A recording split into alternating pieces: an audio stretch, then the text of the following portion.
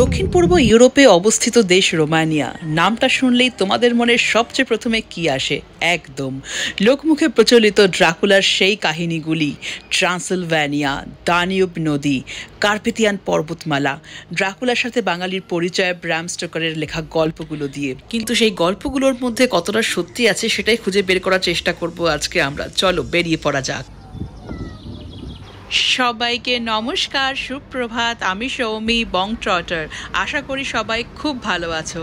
কলকাতার হাওয়ায় তো এখন পুজো পুজো গন্ধ, পারলে একটু হাওয়া এদিকেও পাঠিয়ে দাও আমার জন্য। আর আমি এখন রোমানিয়ার রাজধানী বুকারেস্টের একটা রেলওয়ে স্টেশনে। তোমাদেরকে আঙুল দিয়ে দেখালাম একটা স্টেশনের নাম, যার নাম ব্রাসভ। হ্যাঁ, আমরা এখন ব্রাসভের পথে। ব্রাসভ মানে যেখানে রয়েছে ড্রাকুলার সেই দুর্গ। ঘুরে দেখব সেই দুর্গ আর জিজ্ঞেস করব স্থানীয়দের যে এই ড্রাকুলার গল্পে কতটা দুধ কতটা জল।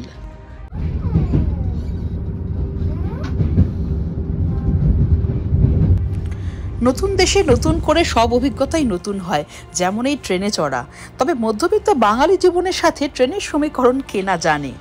রোমানিয়ায় ট্রেন যাত্রার সময় অবশ্যই মনে রাখতে হবে সিট নাম্বার কিন্তু থাকবে তোমার মাথার ওপরে, একেবারেই সিটের গায়ে নয়। আমরা তো খুঁজে খুঁজে হয়রান।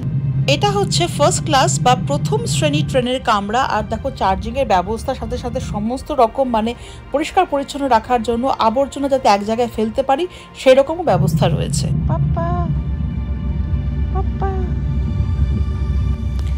রিভুকে দেখছি আকাশপথটা খুব একটা পছন্দ করছে না, কিন্তু স্থলপথ আর জলপথ যেখানে তুমি দুদিকে প্রাণ ভরে দেখতে পারবে আর কি প্রকৃতিকে, আমাদের মতনই আর কি। আমরাও যেরকম ট্রেনের জানলায় বসতাম আর তাকিয়ে থাকতাম বাইরের দিকে কি যাচ্ছে না যাচ্ছে আর ট্রেনে কি উঠছে খাবার দাবার। আমাদের যেরকম ছোটবেলাটা ছিল সেই রকমই ঠিক দেখলাম রোমানিয়ার ট্রেনেও অনেকেই এগিয়ে এসে ধানি রিভুকে কেক বিস্কিট দিয়ে গেল। এমনকি ইংল্যান্ডেও দেখেছি অনেকেই এগিয়ে আসেন এবং স্কেচ পেন্সিল খাবার দাবার দিয়ে যান, বিশেষ করে বাচ্চা দুষ্টুমি করলে বা কান্নাকাটি করলে। এখানে সবারই চেষ্টা থাকে যাতে মা তার যাত্রাপথটা উপভোগ করতে বঞ্চিত না হয়ে যায়।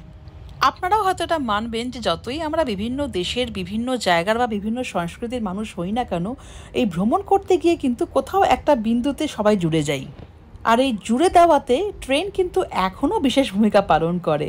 তোমাদেরকে এখানে আরেকটা বিশেষ তথ্য দিয়ে রাখি, ব্রাসভের কাছাকাছি এখানে একটা বিখ্যাত পাহাড়ি রেলওয়ে স্টেশন হচ্ছে সিনিয়া।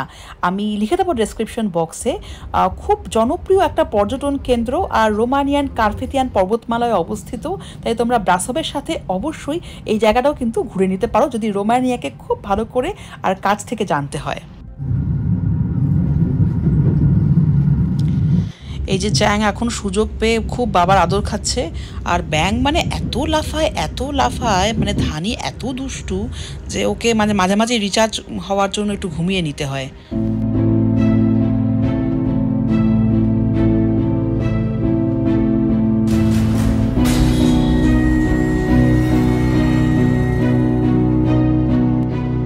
বুকারেস্ট থেকে মোটামুটি 2 ঘন্টা মতো লাগবে ব্রাসভে পৌঁছতে। আর ট্রেনে কোনো খাবার দাবার উঠবে না, তাই সঙ্গে খাবার নিয়ে যাবে। আর আমরা ভীষণভাবে উত্তেজিত ড্রাকুলার দুর্গ দেখার জন্য। তবে সামনেই দেখতে পেলাম বোবা টি। হ্যাঁ, ভাবলাম কৌস্তব আজকাল খুব বেশি কথা বলছে, একটু খাইয়ে দিই।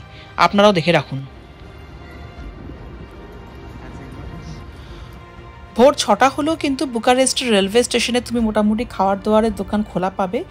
আর অন্যান্য প্রয়োজনীয় জিনিসপত্র, যেরকম আমার একটা ফোনের চার্জার দরকার ছিল, সেই চার্জারও আমি কিন্তু ওখান থেকে পেয়ে গিয়েছিলাম। রিপুধানির সাথে এখনো ড্রাকুলার পরিচয় হয়নি, কিন্তু আমার আর কৌস্তবের উত্তেজনা ছিল একেবারে তুঙ্গে। ব্রাম স্টোকারের উপন্যাসের কাউন্ট ড্রাকুলা সেই অমর ভ্যাম্পায়ার যিনি মানুষের রক্ত পান করে বেঁচে থাকেন, ট্রান্সিলভ্যানিয়ার একটি দুর্গে থাকেন আর লন্ডনে চলে আসার চেষ্টা করছেন যাতে আরও মানুষকে শিকার করতে পারেন।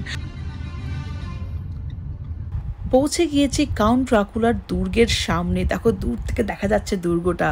আর এখানে কিন্তু অনেক থাকার ব্যবস্থাও আছে, তাই যদি মনে করো যে আরেকটু রোমাঞ্চকর করবে পুরো ব্যাপারটাকে, তাহলে কিন্তু একদম ড্রাকুলার দুর্গের পাশেও থাকতে পারো।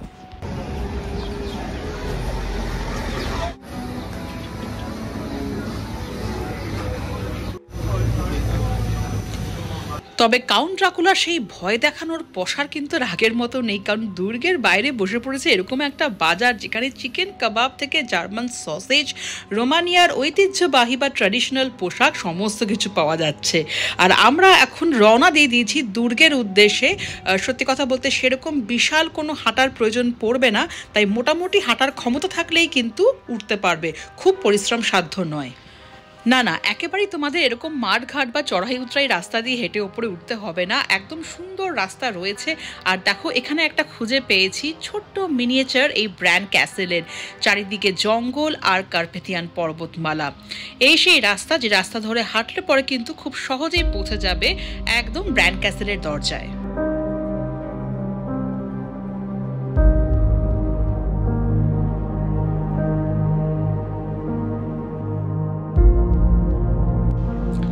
ব্র্যাম স্টোকার যদিও তার এই রোমাঞ্চকর উপন্যাস ড্রাকুলা লিখতে গিয়ে এই অঞ্চল মানে ট্রান্সিলভেনিয়াতেই একটি প্রাসাদ কল্পনা করেছিলেন, যেটা বেশ ভুতুড়ে।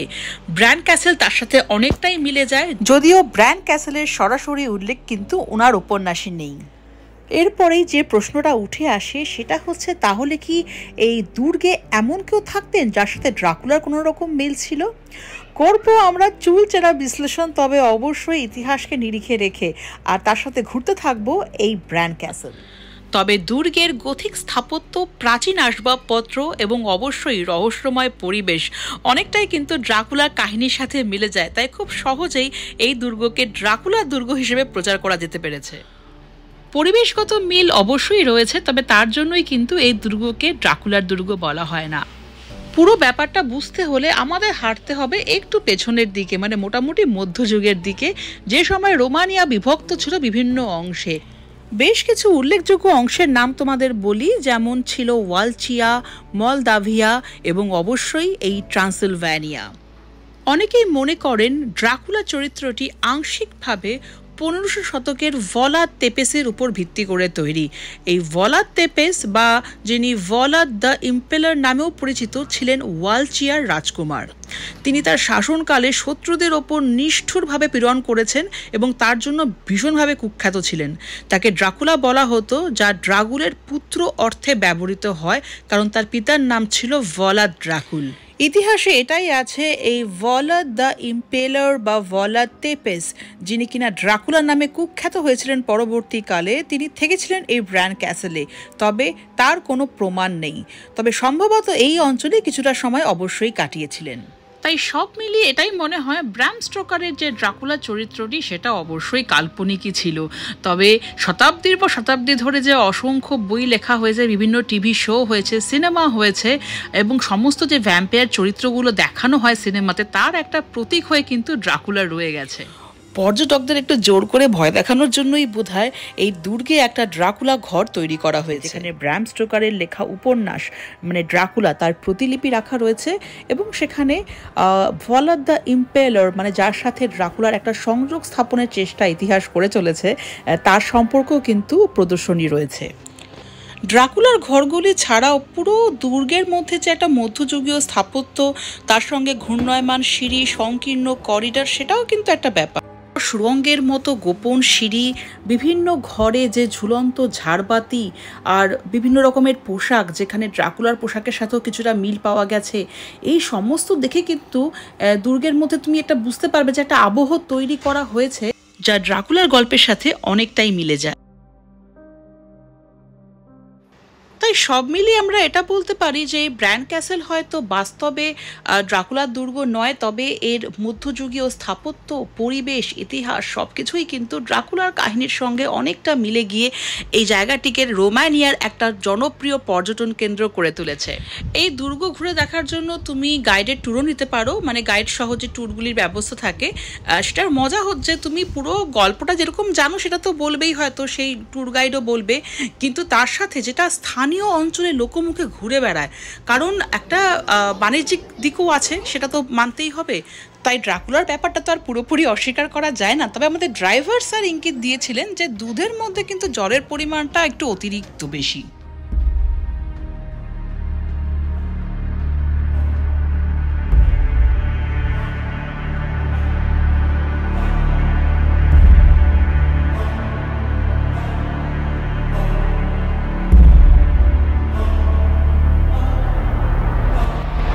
এই দুর্গের একটা বিশেষ পর্যটন আকর্ষণ হচ্ছে সামনের এই কুয়োটি, যাকে বলা হয় হেড অয়েল।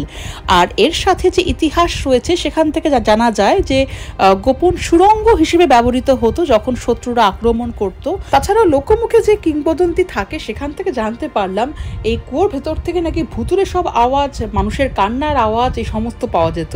বোধহয় যাদেরকে ড্রাকুলা আটকে রাখতো এই দুর্গের ভেতরে তাদেরই আওয়াজ। আর একটু উপরের দিকে তাকালে দেখতে পারবে ব্র্যান্ড ক্যাসেলের গোলাকার টাওয়ার, যেটা দুর্গে আক্রমণের সময় পর্যবেক্ষণ এবং প্রতিরক্ষার জন্য ব্যবহৃত হতো। বাস্তব এবং কল্পনা দুই ভিত্তিতেই আমরা চেষ্টা করলাম বোঝার যে কতটা সম্পর্ক আছে ড্রাকুলার সাথে এই ব্র্যান্ড ক্যাসেলের। তবে যেখানে এতটুকু কল্পনার কোনো জায়গা নেই সেটা হলো 1388 সালে ব্র্যান্ড ক্যাসেল নির্মিত হয়েছিল একটা সামরিক কেল্লা হিসেবে। এটা খেলাম, তার সাথে চিকেন কাবাব, যেটা তোমরা একেবারেই খেও না, একদমই সুবিধার ছিল না। আর কিছু রোমানিয়ার পোশাক কিনলাম বাচ্চাদের জন্য, যেটা আমি পরিয়েওছি। এখন আমরা রওনা দিয়ে দিয়েছি ব্রাসোভের ওল্ড টাউন ঘুরে দেখবো বলে। তবে তোমাদেরকে এখানে ব্র্যান্ড ক্যাসেল সম্পর্কিত আরেকটা তথ্য দিয়ে রাখি যে এই ক্যাসেল কিন্তু রোমানিয়ার রাজ পরিবারের সঙ্গে বিশেষভাবে যুক্ত। দ্বিতীয় বিশ্বযুদ্ধের সময় এই দুর্গ পরিণত হয়েছিল একটি হাসপাতালে, আর পরবর্তীকালে যখন কমিউনিস্ট সরকার আসে তখন ক্যাসেলটি চলে যায় সরকারের আওতায়।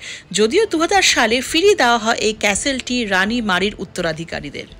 ট্রান্সিলভ্যানিয়ার অর্থনৈতিক কেন্দ্র ব্রাসোভের এই পুরাতন শহর 1211 সালে টিউটনিক নাইটস দ্বারা প্রতিষ্ঠিত হয়েছিল। তবে আধুনিক যুগে পুরাতন শহরের এই রঙিন স্কাইলাইন তোমার চোখ এবং মন দুটোই টানবে। এই জায়গায় তুমি দেখতে পারবে অসংখ্য ক্যাফে রেস্তোরাঁ রয়েছে, আর সেখানে তুমি বিভিন্ন জায়গার বিভিন্ন দেশের খাবারের স্বাদ উপভোগ করতে পারবে। আমরা রোমানিয়াতে এসে বেশ কিছু এখানকার ঐতিহ্যময় রেস্তোরাঁতে ততদিনে খেয়ে নিয়েছি, আর যেটা বুঝতে পেরেছি পোড়া মাংস বা গ্রিলড চিকেন বলো, পোর্ক বলো, এগুলোই কিন্তু এখানে বিশেষ জনপ্রিয়। আর এখন হেঁটে যাচ্ছি ব্রাসোভের বিখ্যাত মধ্যযুগীয় সরু গলিগুলির মধ্য দিয়ে, যেগুলোকে এখানে বলা হয় স্ট্রাডা স্পেরি। যাই হোক, যেটা বলছিলাম, তো সেই পোড়া মাংসের খাওয়ারটাকে এড়ানোর চেষ্টা করছিলাম আজকে, আর ভারতীয় খাবার খুঁজছিলাম যেখানে একটুখানি ভাত আর ঝোল টাইপের কিছু পাওয়া যাবে, বাচ্চাদেরও খেতে সুবিধে হবে। তো পেয়েও গিয়েছিলাম।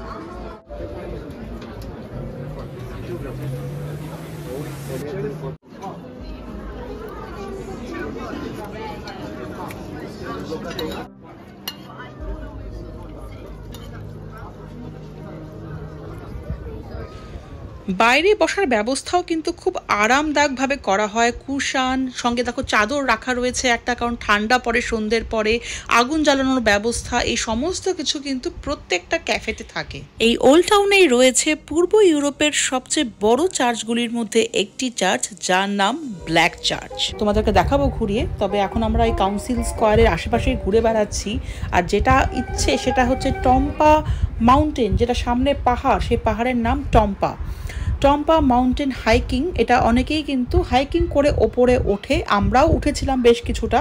এবং তোমাদেরকে বলে রাখি, প্র্যাম নিয়ে উঠতে অসুবিধে হবে না, কারণ সিঁড়ির পাশাপাশি কিন্তু ওই স্লাইডিং যে রাস্তাগুলো হয় সেগুলোও থাকে।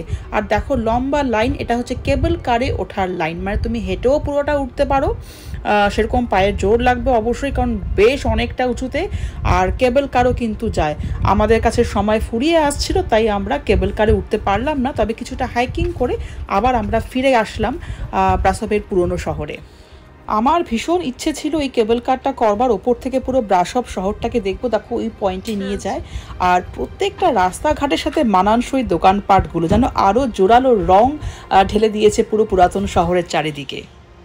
সত্যি বলতে ভারতীয় খাওয়ার না, মানে একেবারে অমৃতর মতো খেয়েছি আজকে। মানে বাঙালি সত্যি কয়েকদিন বাদেই কিন্তু হাঁপিয়ে ওঠে। একটু ভাত আর মাছ বা মাংসের ঝোল পেয়ে এত ভালো খেয়েছি কি বলবো। ব্রাসোভে এসে পৌঁছালে তো অবশ্যই ব্র্যান্ড ক্যাসেল দেখবে।